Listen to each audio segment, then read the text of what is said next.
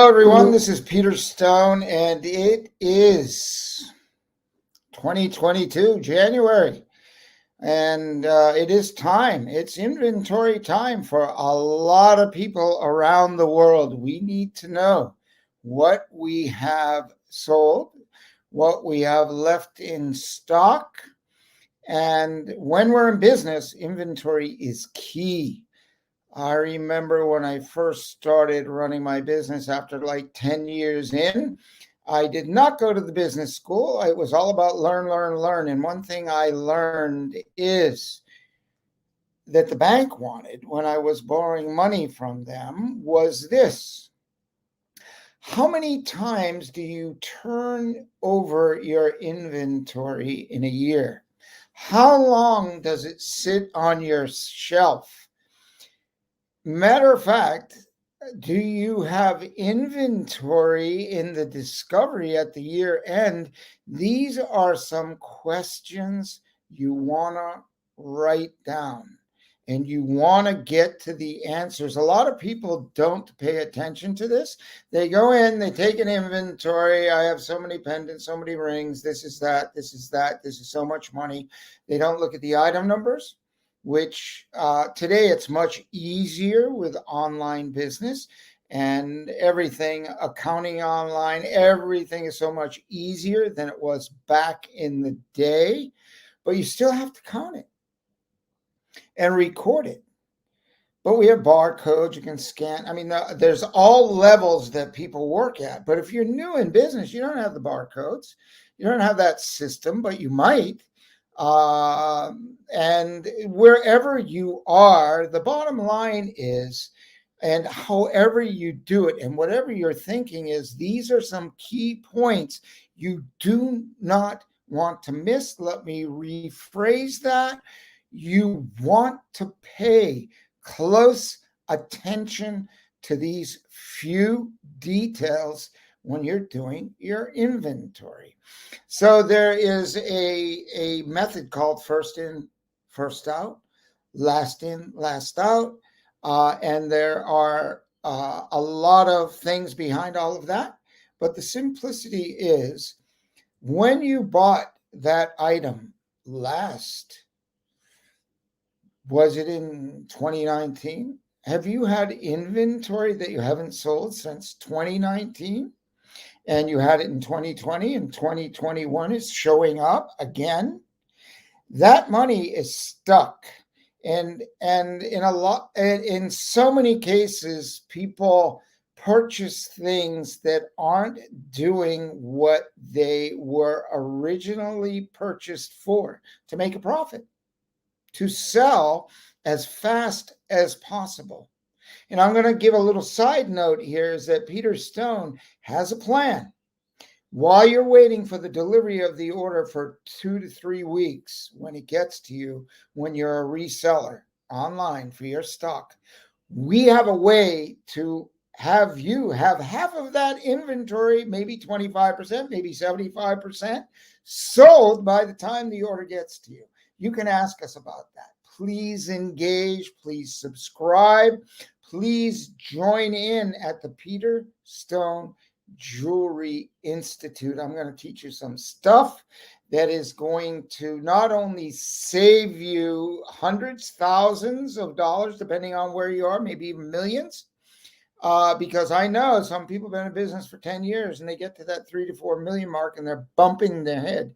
They can't get through it and they need some extra help, or even that 1 million mark. You know, you're going from 750,000 to 1,200,000, something like that. And you can't seem to break through.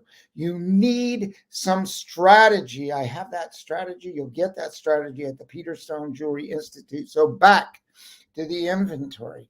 You want to get inventory that's going to move quickly. That's it. It's that simple. Peter Stone has a 2-ring rule, and people actually forget about us in the catalogs unless we keep after them, because the jewelry sells. If you just buy a little bit, it will sell so well, it's gone.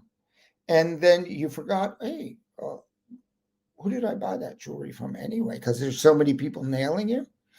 That's why you want to subscribe, stay engaged, join in at the Peter Stone Jewelry Institute, and stay connected. And when you got a winner, you stick with the winner and you expand that. When a line of jewelry is selling well, you expand on that, or a theme or a collection. Expand on it. Don't try to expand on things that aren't working just because you like it. That's a formula for failure. I buy it because I like it. You need to start in the beginning. Buy it because it makes you money, and you should like parts of it. At least like the income, and then as you get the income, you can take that profit, put it into the things that you like. But back to the inventory discovery. Count your rings, count your earrings. Find out when you purchased it, who you purchased it from, why you purchased it. Did you purchase it based on price?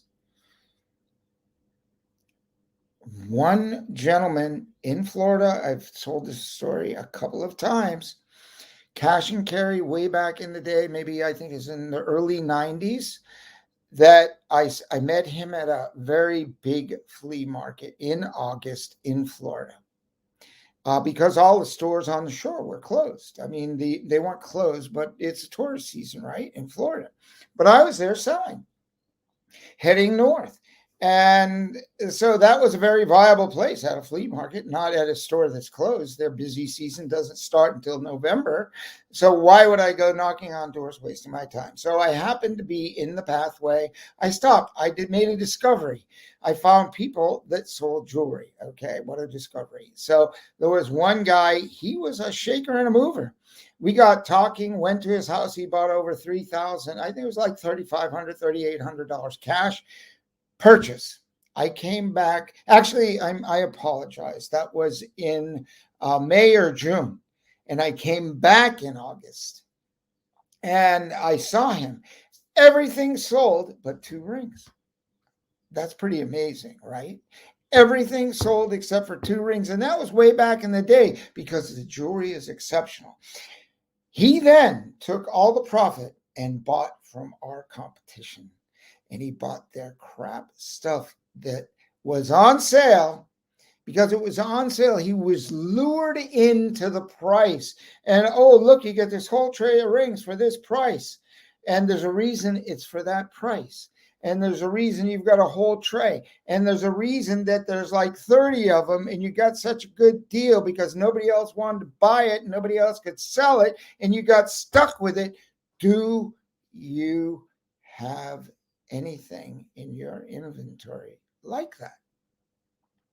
Or even close to that even represents anything like that? So he had no money left to buy from Peter Stone because he spent it all on these closeouts. And closeouts are closeouts. So if they can't sell closeouts and then you buy closeouts, do you think you can resell closeouts? Well, I don't know, maybe, but it seems like it's an awful lot of work. Why wouldn't you buy something of value that people recognize and will pay you more than you expected they would pay you? That's real value. And that's what you get in Peter Stone jewelry. So I've got to put a little advertising in here because when you start reviewing and discover what you have in stock, really take stock and say, why is that still here? Why didn't that sell? What didn't work well? And again, Peter Stone Jewelry Institute will have Q&A. What did you do wrong? What did you do right? How can we help each other? And in these classes, you will learn the methods that most don't do, that the general average doing business out there in the world, you're not going to make a lot of money. You'll get some scraps like the seagulls do on the beach. I'm going to let you know that it's so competitive. If you don't already know how competitive it is out there, whether you have a physical store, people come in the store, they turn out, look on their phone, they try to find something that's competitive. You just tell them, look, you can't see, you don't know what you're getting online for sure if you're in a physical store in there. So you've got to have a little bit of a defense or offense. Really, it's not defense, it's offense, and list of questions to ask those people that pull out the phone and they look at the price only. Do you know where that jewelry is made? Do you know where it's coming from? Do you know the energy behind it? Some people could care less. They just want profit. But do you know how many people down the street are selling that jewelry? If it's easily found online, how are you going to show up and show your buyer the quality is different? Well, those are things you can learn, but those are the questions you need to ask when you're doing your inventory. It's such a discovery and it's such a pain in the rear end to sit and count. So don't you want to count less next year? Don't you want to look at your inventory and smile and go, oh my God, this stuff moved like 6 times? And I was only expecting to make like $75,000 in my business, but I made $150,000. Do you have any gold in your inventory? What do you have? Silver? Do you have make-believe silver? Do you have imitation silver? Do you have things that people told you was silver that's not really silver? And the thing about when you get stuck with an item that just because of the design, styling went out of fashion or something, or somebody didn't want it, that you can melt it down and make sure that you're getting the value back, because there reaches a point where when it sits around for so long that you need, even if you can't sell it, you need to melt it, take that money and put it back into the business. Peter Stone actually has that service. We'll trade out old inventory. You can send us 3 or 4 pounds of sterling silver. It has to be stamped 925 or sterling silver. Still a risk for us, but we want to help you and we'll take the risk because it's worth it long term to help you grow your business. It's worth it for us to invest the time and the risk into helping develop a long-term customer and client that will make money, that will be successful when they realize what they need to change. And one of the biggest challenges is when you go in and just do that inventory and you don't ask questions. Say, here's Mr. Bookkeeper, Mrs. Bookkeeper. Here is Miss Bookkeeper, whatever bookkeeper it is. Here are my numbers. And if your inventory is too high, they're not happy. A lot of things, but when you give it to them, you'll want to be able to use it to your advantage when it's left over too long. Melt it down, get that money back, put it into the cash flow again, buy new jewelry. But we have a program that will exchange your old jewelry. It doesn't have to be from Peter Stone. That's the risk. That you put it in a box, send it to us, and then we'll give you a credit against new jewelry because we'll melt it down and we'll turn it into cash. So you don't have to do that because we know how to do that pretty quickly, pretty efficiently, and pretty effectively, saving you time and money and risk, because there are people out there that will give you like 1/2 the value or 80% of the value. They won't give you the full value unless you know, trust, and have been working with some of the people out there when you're recycling your jewelry. And that is a challenge with metals like stainless and things like that you cannot recycle. Plastics and beads and things like that, that goes to the Morgan Memorial or give it away. I mean, that's what happens. So there is investing and there is buying. and question yourself when you purchase your inventory. Is this a good investment? Or am I just buying something for my store? There's a huge difference between investing and buying. You invest in yourself, you invest in your business, you invest in your store, you're investing in precious metals, which will be going up slowly, maybe quickly, but you, when you have a sterling silver or even gold in your inventory, will hold that value and you're secure with that. When silver went up way back in 2008, 9, 10, 11, and 12, we profited from our inventory. What we cost to make it or what we purchased it at, we could melt it at a profit. So that's the benefit when you have real sterling silver jewelry, real gold jewelry. That's what matters. Kind of like clothing, if it goes out of fashion, what do you have left? You got some t-shirts or some designs that, well, you can cut it up and use it for polish cloths for your bicycle or your car or something around the house. Who knows? But you can't ever get anything close to the value of what you paid in the origin in your original purchase. So that's the points. Pay attention to your inventory. Think about it. Ask questions as you write it. Write down your questions and let's talk about it. We can hop on a call. We'll do a Q&A where people can be engaged. Put your questions. So in February, when you have all those listed, and we get into the Peter Stone Jewelry Institute, we can hash it out and everyone can bring their challenges and problems and we'll solve it for you. Absolutely solve it for you. You get nothing for free. You get the air, you get the trees, you get love.